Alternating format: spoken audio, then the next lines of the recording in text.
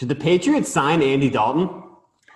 I want them to sign Andy Dalton. Can we leave the mechanics of this and whether it's a good move or not to Mina and Pablo? Maybe they've got better answers than I do there. The reason that I want this is because the Patriots at every turn, almost as if Belichick is bleeping with us, says, watch how I do this.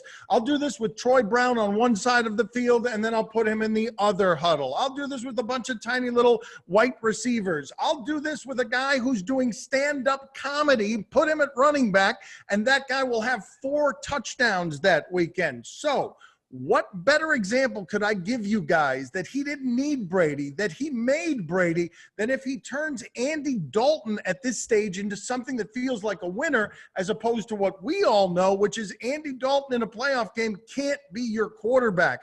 I think it's a great litmus test for, hey, who's responsible for all the winning they did in New England? I'd love to see it for that reason alone, not just because I think the Patriots have right now the most questionable quarterbacking situation of anyone in the league. That's why I thought Jameis would have been the funniest solution, right? Just to see if Bill Belichick could have scolded the interceptions out of him. What a grand experiment. Andy Dalton, on the other hand, Dan, makes a little bit more sense. I mean, we know who he is right now.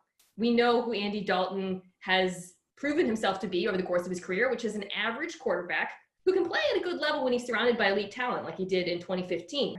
The New England offense is not elite, right? They didn't really add skilled players. Right now you're looking at Edelman, some young guys. They have very good coach, very good defense. I think adding him to that mix could give them a few more wins, make them a competitive team, but I don't think it's a massive difference maker. He would look great in those jerseys, though. I mean, the red and the red just really pop. Very Patriot. My first instinct on all of this was that signing the Bengals sloppy seconds would be very un-Belichick. It seems predictable. Everybody sort of sees this coming. It seems thirsty. It seems reactive, like maybe they didn't have the secret plan all along. But then I remembered maybe this is why Belichick was secretly spying on the Bengals last season. Maybe this is the reason. He actually was deep scouting Andy Dalton. Ernie Adams clearly had run the numbers on the probability of whether they would need Andy Dalton. And so this is actually the 5th level of chess that Bill Belichick is playing. And for that, sir, I just salute you.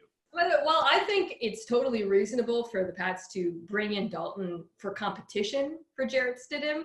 Judging by my mentions over the last 24 hours, which used to be the Tom Brady rings photo and are now filled with just Jarrett Stidham Abbeys, Patriots fans would not be happy with this signing, right? I mean, I think you get a lot of that redheaded kid couldn't even throw it. Here we go. Into the hopper. Here we go. The Boston accent hasn't gotten any better. She can't get through it without laughing. But seriously, if Andy Dalton was not redheaded, do we think his career plays out differently? Because I'm now putting this together because Mina's brought up accidentally a kind of very trenchant observation here.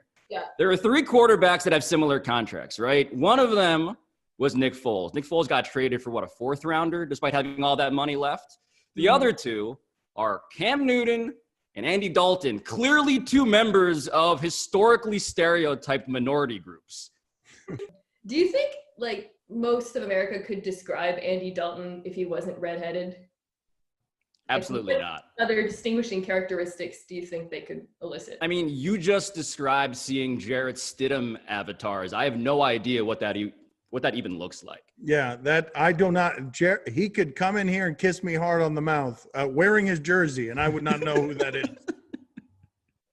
He's a wicked talent is what he is. There we go. There it is. Why did that become Steve Irwin at the end? It's a cartoon. I think it feels like a cartoon squirrel, frankly. It was improving for a while, right?